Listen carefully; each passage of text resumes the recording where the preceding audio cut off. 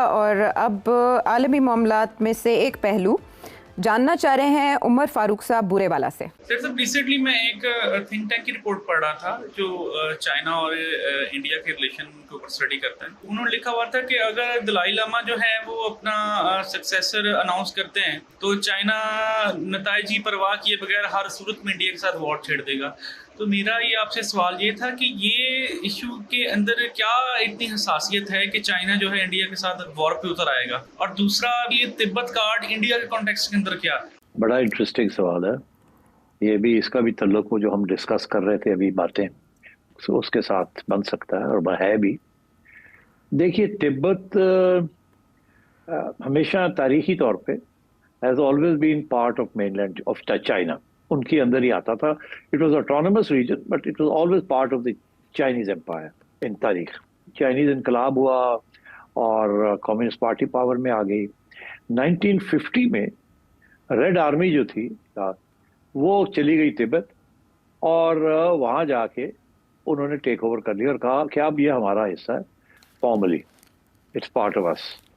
और मगर उस वक्त दलाई लामा वहीं थे। 1959 में इश्यूज बने और दलाई लामा वहाँ से छोड़ के और वो इंडिया आ गए। और इंडिया आके वो धर्मशाला में उन्होंने रिहाइश की और इंडिया ने उन्हें पनाह दे दी।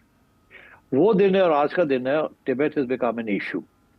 चाइना ये कहता है कि दलाई लामा जो है वो हमारी इजाज़त के बगैर आप नहीं बनाएंगे।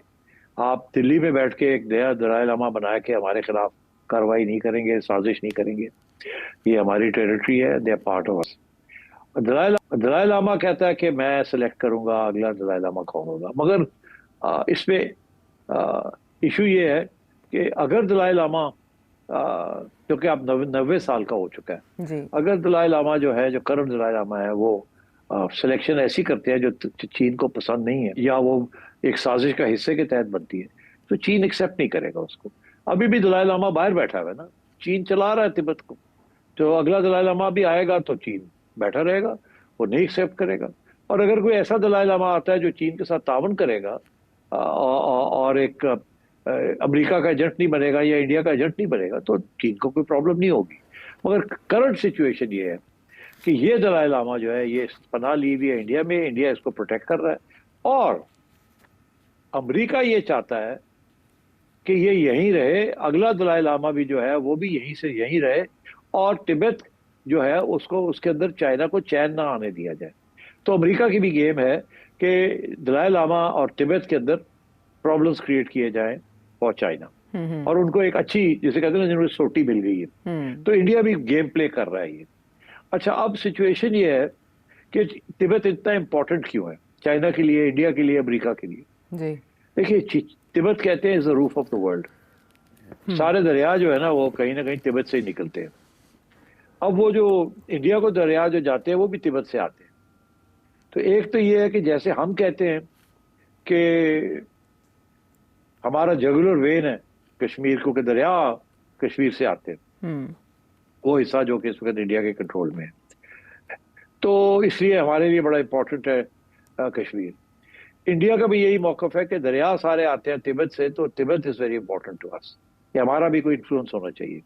हालांकि कभी भी इन्फ्लुएंस से ज्यादा इंडिया ने ये कभी नहीं कहा कि तिब्बत इंडिया का हिस्सा है। चाइना ने हमेशा ये कहा कि तिब्बत जो है वो चाइना का हिस्सा है और इंडिया ने ये तस्लीम भी किया हुआ है। अच्छा, अब सिचुएशन ये है कि कुछ इलाके ऐसे हैं जो कि एक ज़माने में तिब्बत का हिस्सा थे, जो कि अब इंडियन प्रोविंसेस बन चुके हैं, और वो है अरुणाचल प्रदेश वगैरह।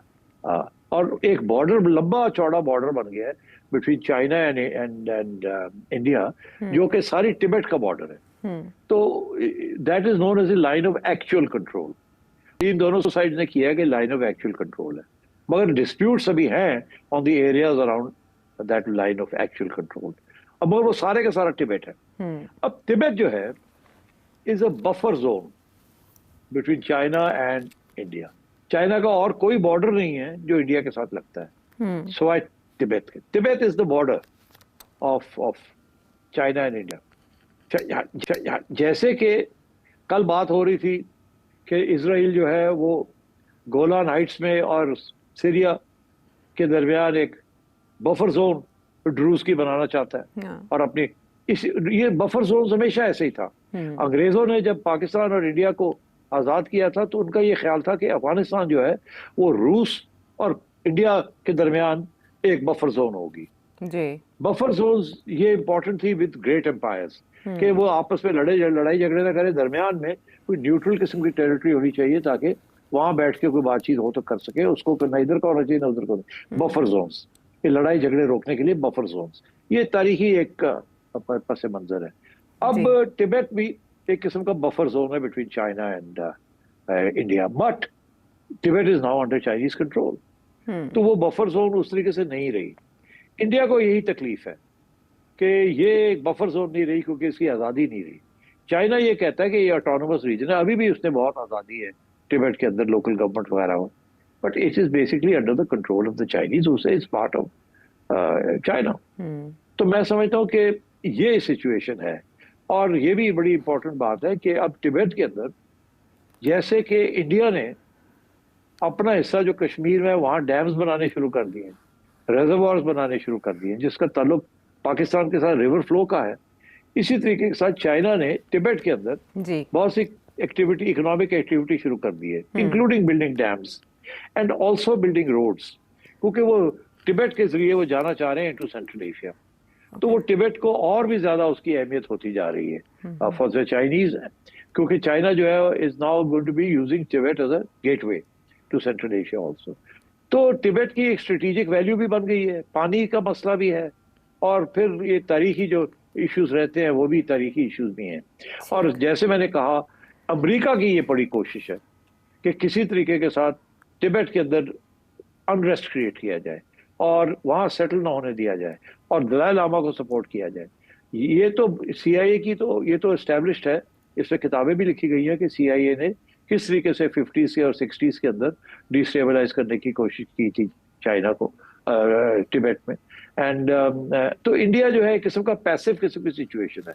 अब आगे क्राइसिस आ रही है, क्राइसिस ये आ रही है कि जनाब अब नया दलाई लामा बनना है। वो दलाई लामा इंडिया में बैठ के बनेगा या तिब्बत में बनेगा, इंडिया की और अमेरिका की रजामंदी से बनेगा या चाइना की रजामंदी से बनेगा। तो ये चाइना के लिए this is very important. So I think this is where the game is right now, इसलिए Tibet is very important for China and for India and for America. और ये भी कहा जा रहा है कि चाइना भी नॉमिनेट कर सकता है अगला दलाई लामा, तो उसकी क्या हैसियत होगी, क्योंकि लोग वहाँ तसल्लुत चाइनीज तसाते भी हैं या जान जाने का खतरा भी है। और ये इंप्रेशन भी है कि चाइना जो रिलीजियस या खुदा की हकमियत का तस्वुर, मजहब को भी जदीदियत की तरफ ला रहा है, उसका कितना असर हो सकता है इस इंतखाब पे? नहीं, देखिए चाइना एक्चुअली जो आइडियल पोजीशन जो चाइना चाहता है, चाइना ये चाहता है कि दलाई लामा चाइना के साथ बैठ के और तय कर ले, जैसे पोप के ऊपर सेटलमेंट होती है कि जी कौन पोप बनेगा वेटिकन का, इसी तरीके के साथ सेटल हो जाए। कोई ऐसा बंदा लेके आए जो कि चाइना को एक्सेप्टेबल हो और तिब्बत के जो बुद्धिस्ट हैं उनको भी एक्सेप्टेबल हो, तो बिल्कुल मिल सकता है ऐसा बंदा, अगर कोई गन ना डाले तो। ओके, बिकॉज देखो चाइना इज नॉट इंटरेस्टेड कि आपकी जो बुद्धिज्म है उसको कम करे या उसको वाइप आउट करे। चाइना का बिल्कुल कोई इंटरेस्ट नहीं है। वो तो ये है कि कोई अमेरिकन एजेंट ना बन जाए, जो भी दलाई लामा आता है वो अमेरिकन एजेंट ना बन जाए, बिकॉज ये दलाई लामा इंडिया में बैठ के इज डूइंग एग्जैक्टली दैट। तो इसलिए ये उनका प्रॉब्लम है। उनकी जो एक्सपीरियंस है वो सजेस्ट करता है कि Dalai Lama must be a Dalai Lama and a spiritual and religious leader, not a political leader, not a political leader. अच्छा सेठ साहब, जो गुज़श्ता से पैवस्ता एक और सवाल ये था कि क्या ये इतना सेंसिटिव मामला है कि जंग छिड़ जाए दो ममालिक के दरमियान, या इसका बहाना बना लिया जाए? नहीं, मैं नहीं समझता कि इसके ऊपर जंग छिड़ेगी। देखिए चाइना ने एक्सेप्ट तो किया हुआ ना, जब से आके ये बैठे हुए हैं साहब और आके वहां से साजिशें हो रही हैं, तो चाइना ने इसके ऊपर जंग तो नहीं की ना। तो अब अगर एक और आगे बैठ जाएगा इस तरीके के साथ, इसका ये मतलब नहीं कोई जंग हो जाएगी। नहीं, आई डोंट थिंक सो। जंग वंग का कोई इम्कान नहीं है। चाइना जंग में इंटरेस्टेड नहीं है। China wants peace and stability, indivisible security, जिसकी मैं बात हर रोज करता हूँ। China will not go to war with India. अलबत्ता ये जरूर है कि चाइना अरुणाचल प्रदेश में वो जो इस वक्त कब्जा है उनके पास, और वहाँ वो और भी गेन्स कर सकता है, और उसके साथ फिर और टेंशंस बढ़ सकती है। मगर क्या फुल फ्लैश वॉर? नहीं। देखिए 1962 में तो फुल फ्लैश वॉर थी, चाइना तो प्लेन्स तक आ गया PLA, उनकी लिबरेशन आर्मी। मगर जो 2020 में लड़ाई झगड़े में वो तो बॉर्डर के करीब ही होते रहे ना। तिब्बत के बॉर्डर के और अरुणाचल प्रदेश के बॉर्डर के ऊपर ही होते रहे। तो अब और वो उसके साथ China will learn to live with it. Don't forget, China अब इंडिया को लाना चाह रहा है RIC में।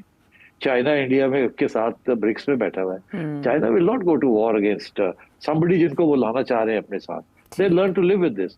वो प्रेशर टैक्टिक्स रखेंगे अब। खारिज अज़ इम्कान है इस मामले पर जंग।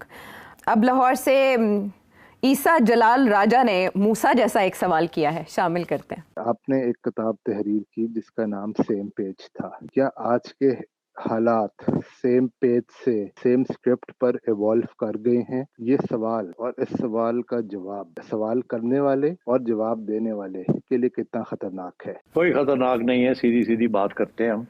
बात यह है कि इमरान खान जब आए थे तो सेम पेज पे थे ना एस्टेब्लिशमेंट के साथ, फिर लड़ाई झगड़े हो गए। ये लोग भी आए हैं, ये भी सेम पेज पे हैं विद एस्टेब्लिशमेंट। क्या यहाँ भी लड़ाई झगड़े होंगे? फर्क दोनों में क्या है? फर्क ये है कि इमरान खान साहब ने बगावत कर दी थी एस्टेब्लिशमेंट के खिलाफ किसी एक स्टेज पे, और जिसकी वजह से भी लड़ाई झगड़े शुरू हो गए और अपोजिशन ने फ़ायदा उठा लिया उसका। सवाल यहाँ ये है कि क्या शहबाज शरीफ साहब और ये हुकूमत जो है ये झगड़ा ले लेगी एस्टेब्लिशमेंट के साथ? मैं नहीं समझता कि ये झगड़ा लेंगे। ये बड़े दानिश्वर ये बड़े मजे में हैं और तजर्बाकार हैं। इनको पता है, इनके साथ पहले बड़े हाथ हुए हैं, पता नहीं कितनी दफ़ा ये निकाले गए हैं। तो ये सीख के आए हैं, ये बिल्कुल पंगा नहीं लेंगे एस्टेब्लिशमेंट के साथ। इसलिए मैं नहीं समझता कि ये सेम पेज जो है इसका वही फेट होगा जो कि पहले खान साहब का फेट हुआ है। ये लगे जाएंगे साथ साथ। ठीक है, तो ये जवाब अब आपकी तसल्ली के लिए ख़तरनाक बिल्कुल नहीं है जो सेठी साहब ने समझाया। ये है मुअम्मा पाकिस्तान में सिस्टम का।